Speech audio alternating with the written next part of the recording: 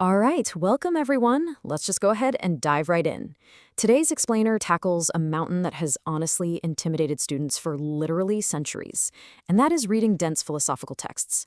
Look, right now, reading Kant or Descartes probably feels kind of like trying to translate ancient Greek while running on a treadmill. It's exhausting, it's confusing, and honestly, it makes you just want to quit. But today, we're going to completely demystify that entire process.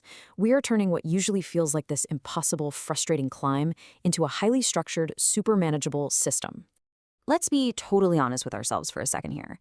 Have you ever stared at a single paragraph by some famous philosopher, read it like 5 separate times, and suddenly realized you were just thinking about what you're going to have for dinner?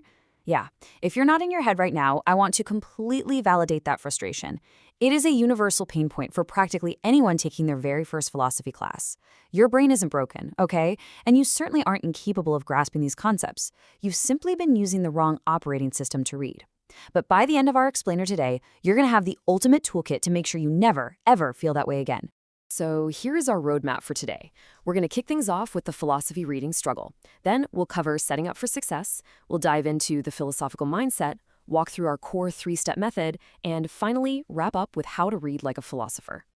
Okay, let's jump right into section 1, the philosophy reading struggle. Why exactly do these foundational texts feel like they're actively trying to confuse us? Well, it usually boils down to a few common academic traps. The first one is that endless loop of what I call zombie reading, where your eyes are scanning the words on the page, but your brain is just completely checked out. The second trap is getting totally tangled up in the logical weeds and losing the forest for the trees. And the third, and honestly this is probably the most dangerous trap, is forgetting whose opinion you're actually reading. Imagine listening to a lawyer outlining the opposing counsel's entire case in super vivid detail just to completely tear it down at the end. Philosophy does this constantly. You might highlight this brilliant, totally convincing paragraph, only to realize on the very next page that the author was just summarizing a rival view so they could dismantle it. Sneaky, right? So how do we actually fix this? Believe it or not, it starts before you even read the very first word. Let's move on to section 2, setting up for success. To conquer this reading struggle, we really have to take a hard look at our physical environment. The absolute optimal setup requires a table, a supportive chair, and some ambient quiet. I know it sounds basic, but sitting up straight isn't just about good posture. It actively signals to your brain, hey, it's time for high-level cognitive function. On the flip side, lounging on your bed or sinking into a couch, that basically turns your dense textbook into a sleep-inducing device. Your brain associates the couch with Netflix and relaxing, not rigorous logical analysis.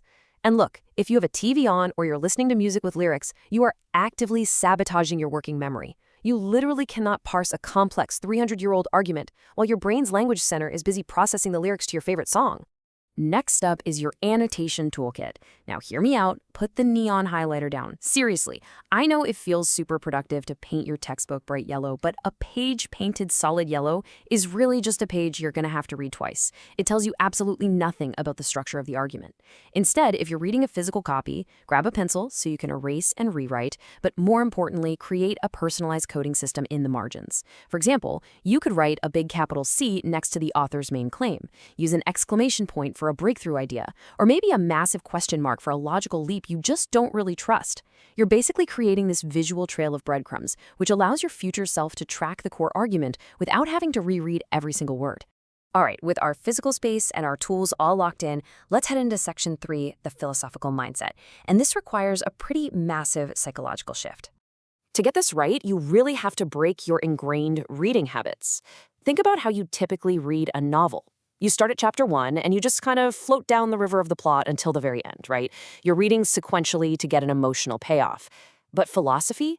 Philosophy is not a river. It's a structural blueprint. You are tracking an architectural sequence of ideas. And what this means is that you have full permission to jump around. Actually, you absolutely should jump around. Read the conclusion first, so you know exactly where the author is trying to go. Flip back to page 2 to cross-reference a key definition. You are actively hunting for the argument, taking it apart piece by piece, rather than just passively waiting for a story to unfold.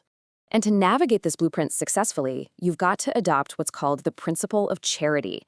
This is literally the absolute golden rule of philosophy. It basically advises you to interpret the author's statements in the most rational, strongest way possible. Think of it like steel manning a friend's argument instead of straw manning it. When you hit a really dense, totally confusing patch of text written, say, 300 years ago, do not just assume the author was rambling or foolish. Start with the assumption that this is a brilliant, highly educated thinker who has a deeply rational point, and who probably already has a response to your most obvious objections.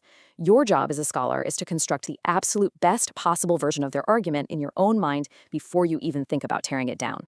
Now, coupled right alongside charity is the concept of dialectic. Dialectic is basically a method for discovering truth through dialogue and the rigorous back-and-forth exchange of competing ideas. Imagine stepping into center court at Wimbledon, right? The author serves a viewpoint across the net. Then they instantly sprint to the other side of the court just to volley a massive criticism back at their own view, and then they hustle back to the baseline to serve a defense. The absolutely crucial takeaway here is this: do not assume every single sentence you read is the author's final truth. You have to watch the entire rally, the serve, the return, and the defense, to actually grasp the thread the author is genuinely endorsing.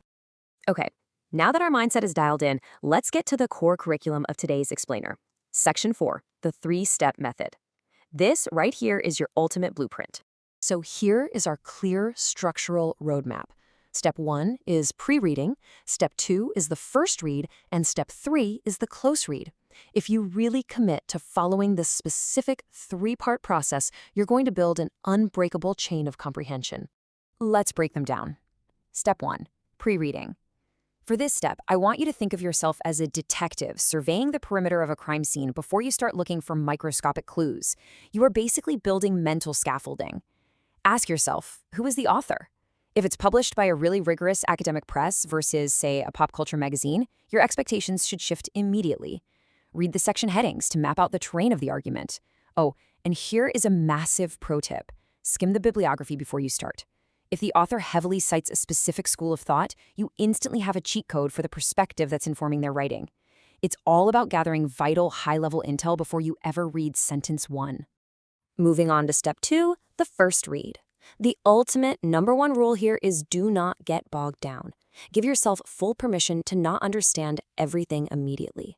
In this step, you're moving purposefully on a hunt for the core thesis. You want to look for signpost sentences, things like, "I aim to show," or "My primary objection is." When you find that thesis, mark it heavily with your pencil. Note what kind of evidence they're using, too.